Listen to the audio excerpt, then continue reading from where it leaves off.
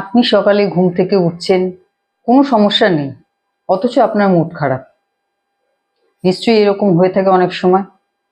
তারপর সারাদিন সংসারের কাজ, পড়াশোনা, অফিস, ব্যবসা, যার যেটা কাজ, আপনার পরিবারের, সমাজের আপনাকে নিয়ে যে আশা, এসব দায়িত্ব পালন করার পর দিনের শেষে আপনি কি ভাবেন যে আমি কবে একটু ভালো থাকবো, কবে একটু খুশি থাকবো। এবং এই ভাবতে ভাবতে সেই দিনটা তো শেষ হয়, আবার পরের দিন সেই একই জিনিস রিপিট হয়। এবং এইভাবেই বছর পর বছর হয়তো চলছে আপনার জীবন। এবং আপনি রোজই ভাবছেন যে কবে আমি একটু আনন্দে থাকবো, একটু ভালো থাকবো। তো এই আনন্দে থাকা, ভালো থাকাটা, এটা কিন্তু কখনোই পরিস্থিতির উপর নির্ভর করে না, এটা নির্ভর করে আপনার মনের ওপর। কারণ সংসারে থাকতে গেলে এ সব কিছু দায় দায়িত্ব আমাদের পালন করতেই হবে এবং সমস্যা আসতেই থাকবে।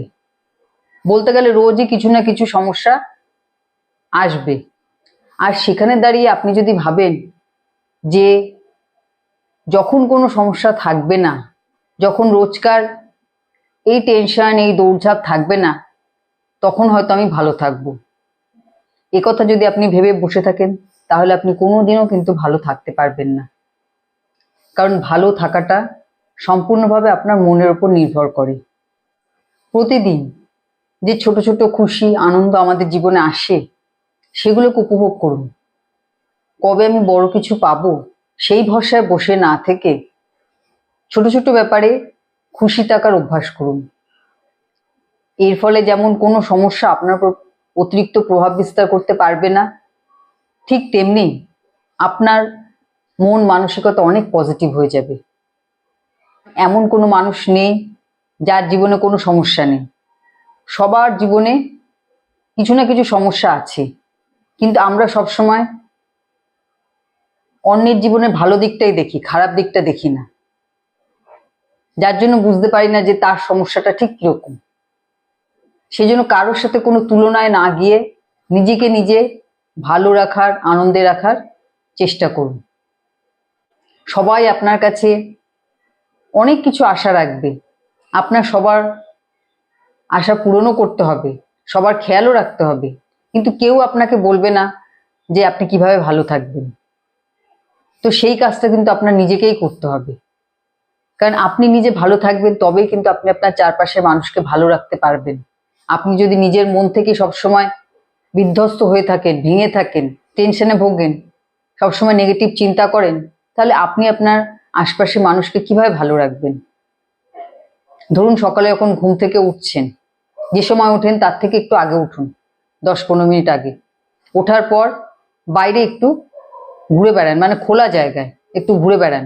সে ছাদেও হতে পারে, আপনার বাড়ির আশপাশেও হতে পারে। মানে সেই সময় পরিবেশের মধ্যে যে স্নিগ্ধতা থাকে, সেটা উপভোগ করুন। মন অনেক রিল্যাক্স হয়ে যাবে। রোজকার যে ছোটখাটো সমস্যা নিয়ে সবসময় টেনশনে রয়েছেন, সেগুলো অনেক কমে যাবে। দেখবেন কোনো পেশেন্টকে ডাক্তাররা যেমন বেড়াতে যাওয়ার পরামর্শ দিয়ে থাকেন, পাহাড়ে বা সমুদ্রের কাছাকাছি কোনো জায়গায়। কিসের জন্য? যে তার মন যেন ভালো হয়। কারণ আমরা যত প্রকৃতির কাছাকাছি থাকতে পারি, ততই কিন্তু আমাদের মধ্যে পজিটিভ এনার্জি বাড়ে। আমরা আমাদের স্ট্রেস, টেনশন থেকে বেরিয়ে আসতে পারি।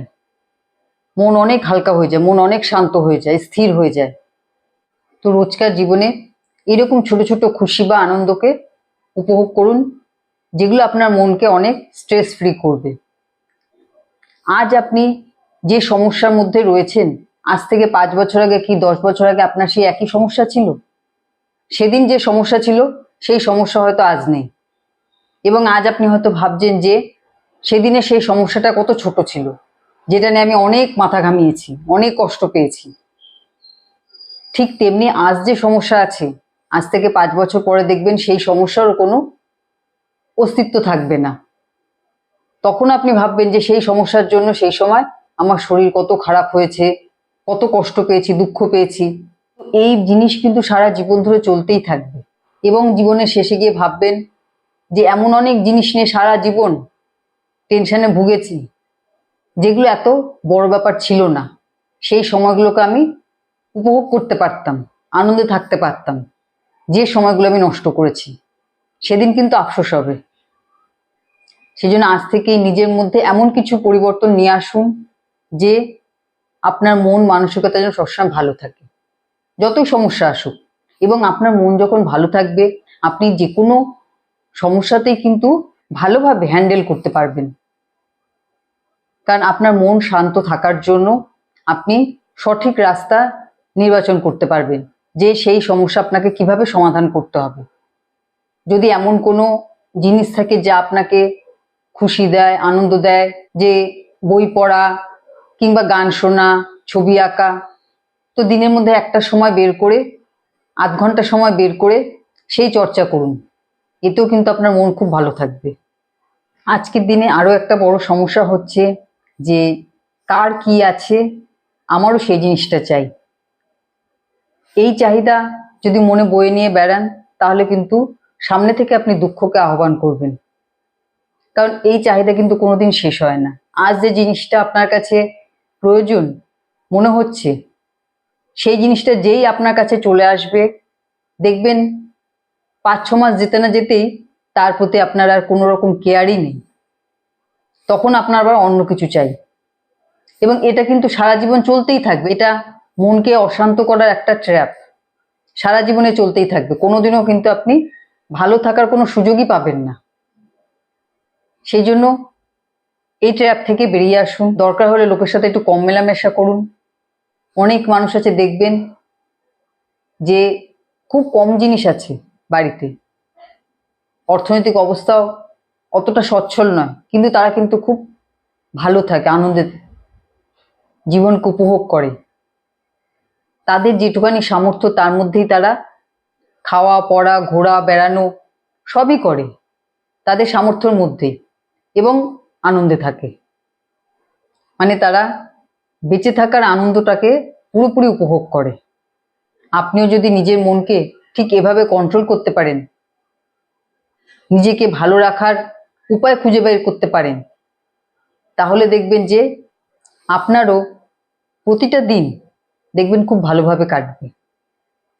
কারণ যখন আপনি মন থেকে ভালো থাকবেন, তখন আপনি ভালো জিনিসকে নিজের দিকে আকর্ষণ করবেন। খারাপ সিচুয়েশনকে সচরাচর আপনি আকর্ষণ করবেন না, আপনি ভালো সিচুয়েশনকে আকর্ষণ করবেন। আমরা যত পজিটিভ থাকি, আমাদের মন যত ভালো থাকে, খুশি থাকে, আনন্দে থাকে, ততই আমরা ভালো ভালো জিনিসকে আমাদের দিকে আকর্ষণ করি।